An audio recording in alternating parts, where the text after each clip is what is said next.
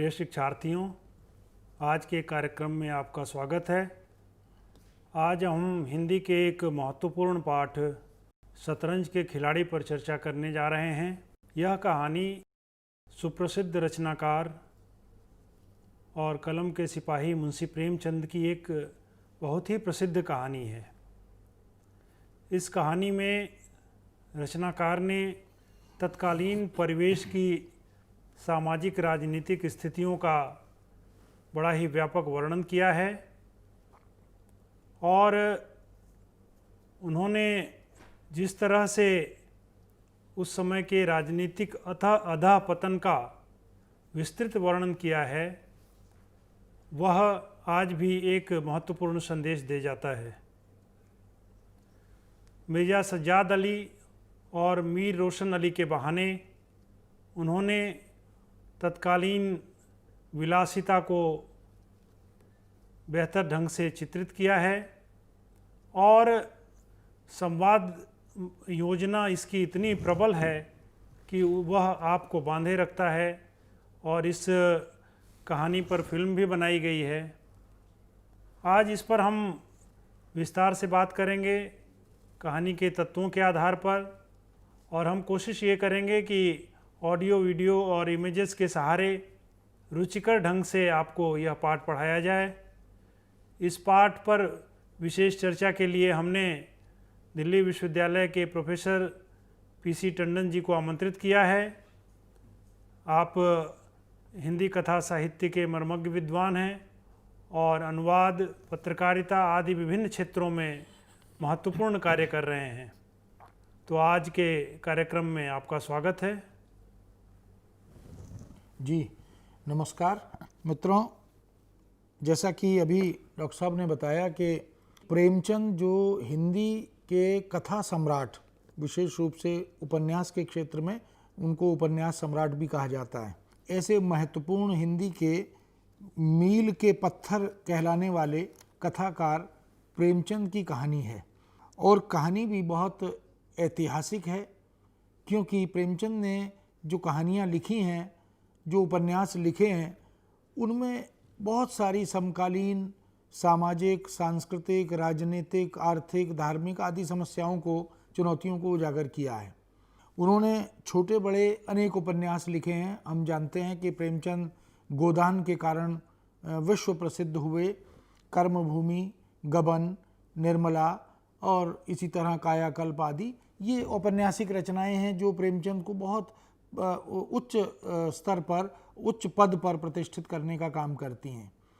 मानसरोवर नाम से उनके 8 कहानी संग्रह मिलते हैं, जिसमें लगभग 350 कहानियाँ प्रेमचंद ने लिखी हैं। और महत्वपूर्ण बात यह है कि सभी कहानियाँ और उपन्यास इतने रोचक, इतने प्रेरक, इतने उद्देश्यपूर्ण, शैक्षिक दृष्टि से बड़े महत्वपूर्ण हैं। उनमें से एक कहानी जो बहुत ही रचनात्मक है, प्रेरक है और विद्यार्थियों के लिए विशेष रूप से, युवाओं के लिए विशेष रूप से, क्योंकि इस कहानी में भले ही व्यंग्य के माध्यम से प्रेमचंद ने अपने मंतव्य को व्यक्त किया है, लेकिन बहुत ही उद्देश्यपूर्ण कहानी है। तो प्रेमचंद एक बहुआयामी व्यक्तित्व भी हैं, रचनाकार भी हैं, सृजन धर्मिता के प्रतीक भी हैं।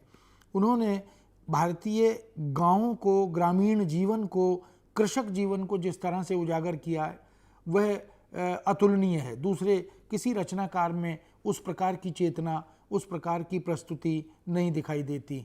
भाषा और शैली की दृष्टि से भी प्रेमचंद का कोई तुलना उनकी नहीं है। तो शतरंज के खिलाड़ी इस दृष्टि से महत्वपूर्ण है, क्योंकि वो 1857 के आसपास की जो भारतीय पृष्ठभूमि है, जिसमें आज़ादी का स्वर धीरे धीरे बुलंद हो रहा है, और जो हमारी रियासतें हैं, जो हमारी बादशाहतें हैं, उनमें तमाम तरह की जो कमियां, चुनौतियां, विद्रूपताएं आदि हैं, उन सब को लेकर प्रेमचंद ने एक बहुत महत्वपूर्ण कहानी की संरचना की है। जैसा कि अभी डॉक्टर साहब ने बताया भी कि इस कहानी पर एक बड़ी महत्वपूर्ण चर्चित फिल्म भी बनी है, जो बहुत सफल हुई है।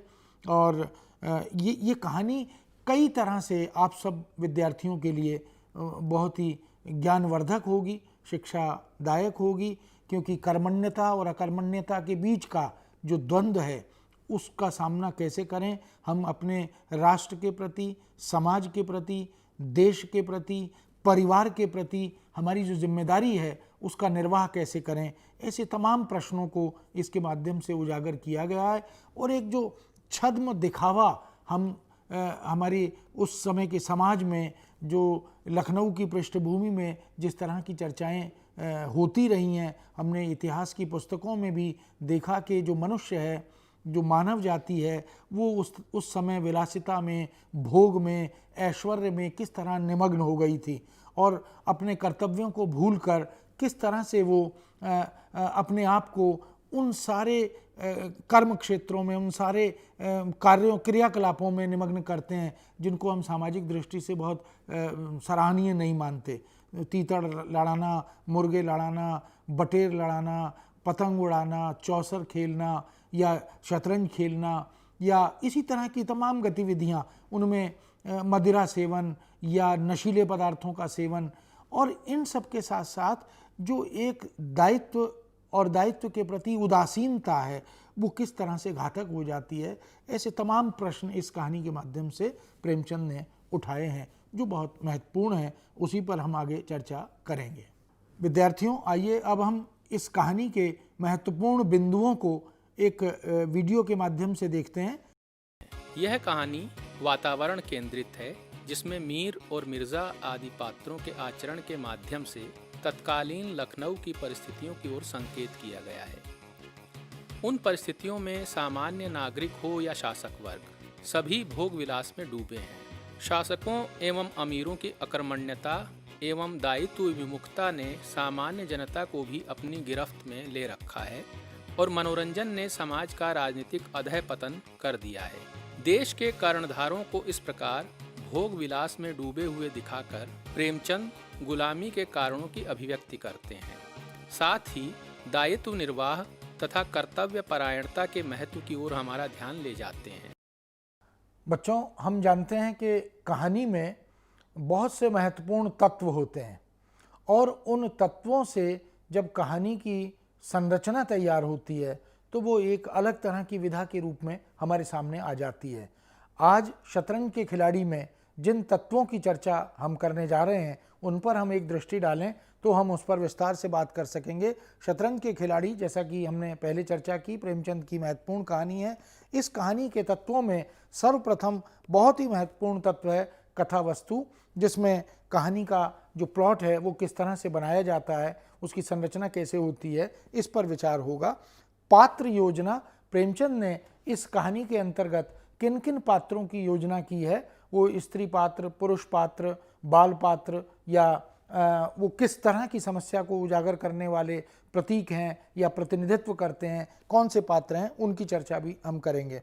इसके बाद कहानी में तीसरा बिंदु, जो तीसरा तत्व है, वो संवाद योजना है, क्योंकि संवाद किसी भी कहानी या उपन्यास को आगे बढ़ाने का काम करते हैं, गति प्रदान करते हैं। और इस कहानी में भी संवाद भले ही कम है तुलना में, लेकिन उनकी भूमिका बड़ी महत्वपूर्ण है, क्योंकि वो संवाद व्यक्ति के व्यक्तित्व को उजागर करने में अपनी भूमिका निभाते हैं। इसके बाद चौथा पॉइंट है देश, काल और वातावरण।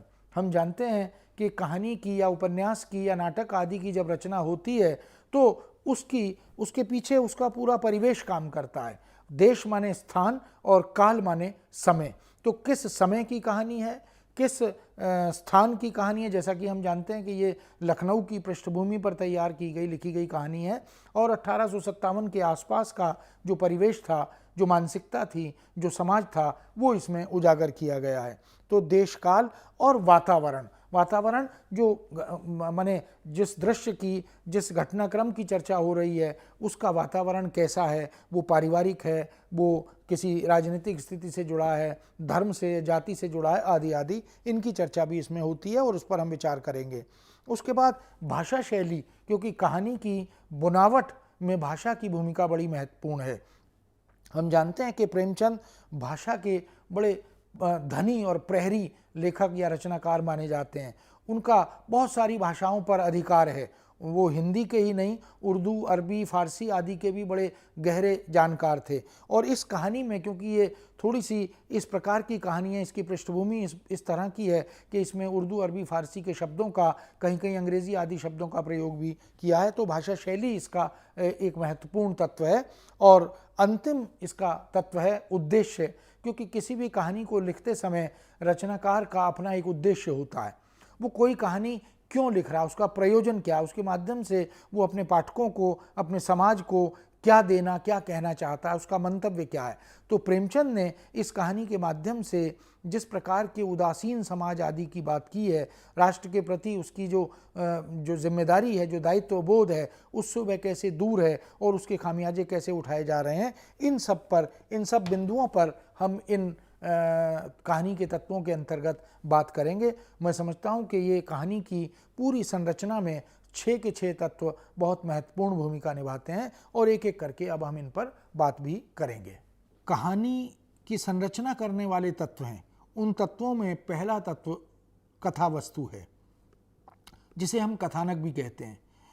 किसी भी कहानी को लिखने से पहले रचनाकार के मन में एक प्लॉट, जिसको हम कहते हैं, कथा वस्तु कहते हैं, वह एक सुनिश्चित रहता है।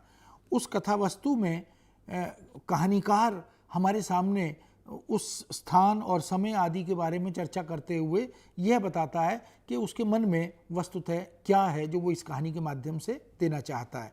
शतरंज के खिलाड़ी की कथा वस्तु बड़ी प्रेरक और रोचक है। रोचक इसलिए कि इसमें 2 महत्वपूर्ण चरित्र हैं, पात्र हैं, जो शतरंज की लत से ग्रस्त हैं। और इस कथा वस्तु के माध्यम से प्रेमचंद ये बताना चाहते हैं कि जो विलासिता में, भोग में या खेल आदि में इस तरह से निमग्न होते हैं, वो उनके समाज और परिवार के प्रति जो दायित्व होते हैं वो उन्हें कैसे भूल जाते हैं और अंततः उसका नुकसान परिवार को, समाज को, राष्ट्र को उठाना पड़ता है। ये लखनऊ के परिवेश को ध्यान में रखकर और 1857 जब क्रांति की पहली स्वर लहरियाँ हमें अपने देश में सुनाई पड़ती हैं, मंगल पांडे आदि के माध्यम से जिनकी चर्चा की जाती है, उस समय का भारत और उस समय के भारत का लखनऊ जो नवाबी ठाट बाट का शहर है, जहाँ पर जीवन शैली बिल्कुल अलग तरह से हमें दिखाई देती है, जो मुग़ल बादशाहत का जो दबाव है, जो प्रभाव है, वो वहाँ दिखाई देता है। तो 2 पात्र किस तरह से शतरंज के खेल में निमग्न हैं, वो अपनी पत्नी के प्रति जो जिम्मेदारी है, परिवार के प्रति जो जिम्मेदारी है, उसको भूल जाते हैं। और प्रेमचंद यह भी बताना चाहते हैं कि जो कर्तव्य हमारा है, जो कर्मण्यता हमसे अपेक्षित है, उसके प्रति जो उदासीनता है वह किस प्रकार से घर कर गई है। और समाज का जो स्वरूप है, चाहे वो जनता की बात हो, चाहे वो राजा और तमाम तरह की विलासिता में निमग्न ऐसे चरित्र और पात्रों की बात हो, वो सब के सब कहीं ना कहीं खतरा बन रहे हैं, अपने लिए भी, समाज के लिए भी। इसलिए प्रेमचंद ने ये तमाम पक्ष उजागर किए कथा वस्तु के माध्यम से।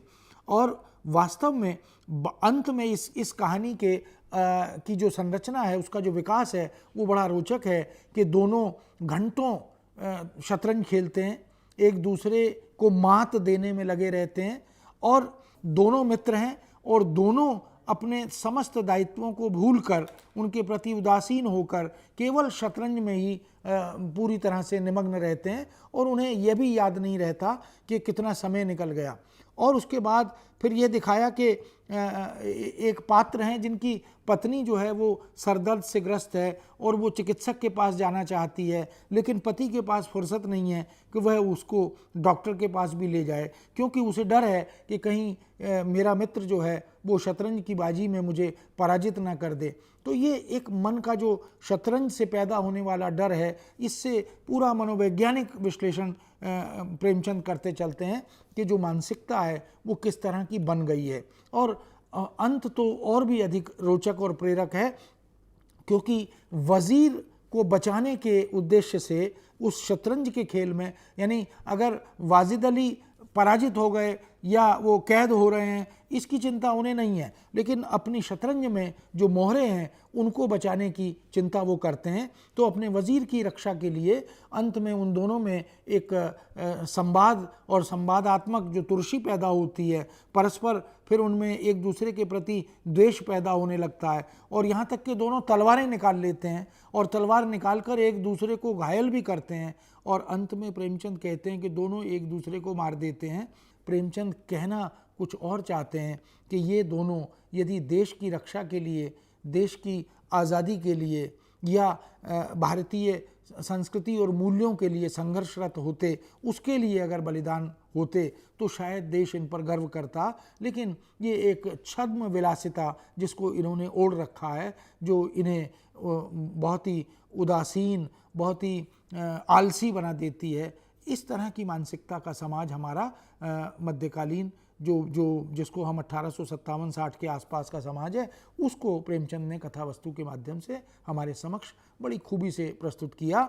भले ही कथा में गति नहीं है, लेकिन रोचकता है और वो बांधे रखती है, और हम आने वाले दृश्य में, आने वाले संवाद में क्या होने जा रहा है, इसके प्रति बड़े जिज्ञासु बनकर उस कहानी से बंधे रहते हैं। तो मित्रों, ये पहला एक जो बिंदु है जिसको हमने कथा वस्तु के रूप में जाना। दूसरा तत्व कहानी का पात्र है। ये जो दो पात्र हैं, हालांकि पात्र इसमें वाजिद अली की चर्चा हुई है, लेकिन उस पात्र की कोई भूमिका उस तरह से नहीं है। दो पात्र पुरुष पात्र हैं जिनको हम मुख्य पात्रों के रूप में देख रहे हैं, जिनको हम मिर्ज़ा और मीर के रूप में जानते हैं। ये दोनों वही पात्र हैं जो शतरंज खेल रहे हैं। इन दोनों के आचरण से, व्यवहार से, शतरंज खेलने की पूरी क्रिया से हम उनके मनस्थिति का, उनके चारित्रिक वैशिष्ट्य का या चरित्रगत उनकी जो कमियां कमज़ोरियां हैं उनका पूरा अध्ययन कर पाते हैं। किसी भी कहानीकार की ये बड़ी सफलता होती है कि पात्र जो है वो कथा को भी जोड़कर चलता है और अपने पूरे आंतरिक और बाह्य व्यक्तित्व को प्रतिबिंबित भी करता चलता है। तो ये जो नियोजन है पात्रों का, उनकी जो पत्नी है बेगम साहिबा, जिनके सर में दर्द होता है, उनका आक्रोश, उनकी शब्दावली में जो अपशब्द हैं, जो तुरशी और नाराज़गी है, और जिस तरह की झुंझलाहट है उनके पूरे व्यवहार में, वो दिखाती है कि वो इस पूरी व्यवस्था से किस तरह से तंग आ चुकी हैं। लेकिन एक पति की और पति के मित्र की यह जो शतरंज खेलने की लत है, जो जैसे नशे की आदत होती है, ऐसा एक नशा है। तो ये दोनों चरित्र और उनकी बेगम का चरित्र, ये वास्तव में इस कहानी के बहुत महत्वपूर्ण चरित्र हैं, और इन तीनों के माध्यम से प्रेमचंद ने लखनऊ की पूरी मानसिकता को, पृष्ठभूमि को, जो एक नवाबी विलासिता में निमग्न मानसिकता है, उसको उजागर करने का प्रयास किया, और यह भी बताया कि ये वस्तुतः व्यवस्था का वह दोष है जिससे ग्रस्त होकर हमने गुलामी को लंबे समय तक झेला। तो ये पात्र योजना प्रेमचंद ने बहुत अच्छे ढंग से हमारे सामने रखी है। तीसरा संवाद योजना है। संवाद किसी भी कहानी या उपन्यास की जान होते हैं। संवादों में पात्रों के मनोवैज्ञानिक अध्ययन का अवसर भी पाठकों को मिलता है, और ऐसा लगता है कि कहानी उन संवादों के माध्यम से सशक्त होकर, बहुत चरितार्थ होकर, सार्थक होकर पाठकों तक पहुंच रही है। तो ऐसे अनेक संवाद हैं जिनका प्रेमचंद ने बीच बीच में बहुत रचनात्मक उपयोग किया है। ऐसी संवाद, छोटे संवाद हैं, चुटीले संवाद हैं, क्योंकि बहुत लंबे और बहुत उबाऊ संवादों की योजना नहीं की, और संवादों में जो सटीक और सार्थक शब्द चयन है वो प्रेमचंद की बड़ी महत्वपूर्ण विशेषता है। इस सब के साथ साथ देश काल, क्योंकि लखनऊ की पृष्ठभूमि है, लोग तीतर बटेर लड़ाने में लगे हुए हैं, मुर्गे लड़ाने में लगे हुए हैं, पतंग उड़ा रहे हैं, चौसर खेल रहे हैं, चौपड़ खेल रहे हैं या शतरंज आदि खेल रहे हैं, और फिर तमाम तरह के नशों में ग्रस्त हैं। क्यों? क्योंकि विलासिता है। तो ये जो परिवेश, वातावरण तैयार किया, देशकाल तैयार किया प्रेमचंद ने यह बताया, जिसकी चर्चा हम कभी कभी करते भी हैं कि देखो हम कहाँ से चलकर और कहाँ पहुँचे हैं। आज का भारत और 1857 का भारत या उससे भी पहले का भारत, तो हम जब तुलनात्मक दृष्टि से अपनी गति को, अपने विकास को, अपनी उन्नति को देख सकते हैं, तो ये कहानी इस दृष्टि से भी बड़ी महत्वपूर्ण और प्रेरक बनकर हमारे समक्ष आती है। प्रेमचंद ने भाषा का और भाषा में भी विशेष रूप से जो शब्द चयन है, सटीक शब्द चयन, सार्थक शब्द चयन, कहाँ उर्दू के शब्दों का इस शब्दावली से उस समय की पूरी परिवेशगत जो स्थितियां हैं उनका जायजा भी लिया जा सकता है, उनका मूल्यांकन भी कर सकते हैं हम। तो शब्द चयन प्रेमचंद का, वाक्य विन्यास प्रेमचंद का, और इन सब के साथ साथ जो मुहावरे और लोकोक्तियों का प्रयोग है वो बड़ा मार्मिक है, बड़ा हृदयस्पर्शी है। और सबसे अच्छी बात है कि वो संदर्भ सापेक्ष है। जहाँ जिस प्रकार के मुहावरे और लोकोक्ति का प्रयोग होना चाहिए उसके माध्यम से प्रेमचंद का जो मंतव्य है वो और अधिक पैना, नुकीला, चुटीला हो जाता है। इस कहानी में जो अंतिम बिंदु है वह है उद्देश्य। क्या ऐसी मूल भावना इस कहानी के माध्यम से अपने पाठकों तक प्रेमचंद पहुंचाना चाहते हैं? प्रेमचंद कहना चाहते हैं कि हमें यह नहीं भूलना चाहिए कि हम एक बड़े सुसंस्कृत राष्ट्र के सभ्य और सुसंस्कृत नागरिक हैं और हमारी जिम्मेदारी राष्ट्र के प्रति, समाज के प्रति बनती है। हम कर्मण्यता के माध्यम से, अपनी कर्मनिष्ठा के माध्यम से इस देश को, इस समाज को, इस परिवार को कुछ दे सकते हैं, हमें देना चाहिए। हमारा जीवन सार्थक होना चाहिए। ये नहीं कि हम केवल भोग और विलासिता में, अगर पुरखों की और आनुवंशिक संपदा और संपत्ति हमारे पास है तो हम अपने कार्य को भूल जाएं, अपनी जिम्मेदारी को भूल जाएं। तो ये प्रेमचंद की इस कहानी के मुख्य रूप से उद्देश्यों में शामिल है। और मुझे लगता है कि ये जो 6 तत्व हैं कहानी के, ये इस कहानी के प्राण हैं। इन सब को एक साथ सुनियोजित करके प्रेमचंद ने एक अच्छी कहानी का, एक प्रेरक कहानी का ताना बाना बुना है। आइए अब हम इस कहानी के मुख्य बिंदुओं पर एक बार पुनः दृष्टि डालते हैं ताकि कहानी की क्रमिक विकास यात्रा का भी हमें बोध हो जाए और यह भी जानकारी मिले कि इस कहानी में कौन कौन से महत्वपूर्ण बिंदु हैं। कहानी में कभी कभी किसी तत्व विशेष पर बल दिया जाता है। शतरंज के खिलाड़ी में अन्य तत्वों के माध्यम से परिवेश पर बल दिया गया है। कहानी में जिस भारत का चित्रण किया गया है उसमें सभी वर्गों के लोग विलासिता या उदासीनता में डूबे हैं। प्रेमचंद शासक और प्रजा की इस स्थिति को दुखद मानकर उसका चित्रण करते हैं। वे संदेश देना चाहते हैं कि देश को गुलामी से बचाना है तो प्रत्येक नागरिक को अपनी जिम्मेदारी का बोध होना चाहिए। लेखक ने स्थिति की विडंबना का मार्मिक उल्लेख किया है। यह कहानी वातावरण को अभिव्यक्त करने वाली है, इसलिए इसमें संवाद कम है, किंतु जो हैं वे व्यंग्यात्मक, चुटीले तथा कहानी को गति देने वाले हैं। कहानी की भाषा में व्याकरण की भूमिका बड़ी महत्वपूर्ण होती है, क्योंकि प्रेमचंद की कहानियों या उपन्यासों में हम देख सकते हैं कि उनकी भाषा जो है वो बड़ी महत्वपूर्ण भूमिका निभाती है। इस कहानी में जो व्याकरणिक दृष्टि से अगर हम दृष्टि डालें तो हम कह सकते हैं कि प्रेमचंद ने वस्तुतः अपनी रचना धर्मिता, सृजन धर्मिता के साथ भाषा और व्याकरण का भी पूरा ध्यान रखा है। उन्होंने छोटे छोटे चुटीले संवादों के माध्यम से जिस तरह की मुहावरे और लोकोक्तियों की रचनात्मक अभिव्यक्ति उसके साथ होती चलती है वो बड़ी महत्वपूर्ण है। दूसरा, जो संवाद योजना है वो छोटी है, इसलिए वाक्य विन्यास भी छोटे हैं और छोटे वाक्य विन्यासों में जिस तरह के शब्दों का प्रयोग किया गया है, यानी उनको यह ज्ञात है कि पात्र कैसा है, पात्रानुकूल शब्द चयन होना चाहिए। इसलिए शब्द में अगर उर्दू का, अरबी का, फारसी का शब्द है तो उसमें किस प्रकार के शब्दों का कहाँ पर प्रयोग किया जाना है, इसका भी पूरा ध्यान प्रेमचंद ने रखा है। तो इसलिए हम देख सकते हैं कि हिंदी भाषा के खड़ी बोली के व्याकरणिक पक्षों पर भी प्रेमचंद का पूर्ण अधिकार है और उन्होंने इस कहानी के माध्यम से उसका परिचय भी हमें दिया है।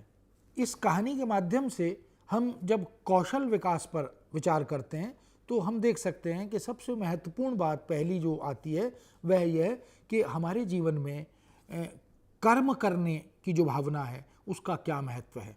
और कर्मण्यता मनुष्य की पहचान बनती है। हमें उदासीन, हमें अकर्मण्य नहीं होना चाहिए। तो पहला कौशल यह है। और दूसरा कि जो विलासिता है वह हमेशा हमें पथभ्रष्ट करती है। और तीसरी महत्वपूर्ण बात यह कि परवशता, हमें दूसरों के वश में नहीं, किसी भी कोई अगर हमें आदत पड़ गई है तो वो भी परवशता है।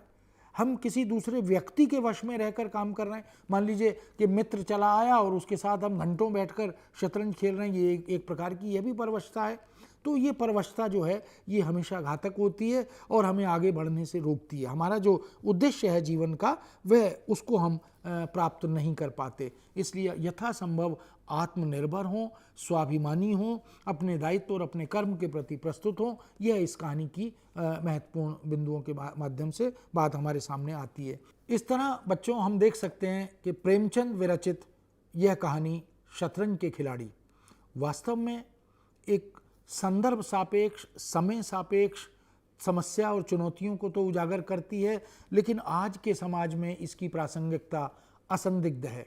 प्रेमचंद ने इस कहानी के माध्यम से जिन बिंदुओं को, जिन मंतव्यों को उजागर किया है वो आज भी उसी तरह प्रासंगिक हैं, क्योंकि आज भी हम कर्मण्यता को वरीयता देते हैं, अकर्मण्यता निंदनीय मानी जाती है। इस दृष्टि से यह कहानी वास्तव में बहुत ही प्रेरक, बड़ी रोचक और मार्गदर्शक कहानी है। हम प्रेमचंद के कृतज्ञ हैं कि उन्होंने इस प्रकार की कहानियाँ भी हमारे समाज को, हमारे पाठकों को दी हैं।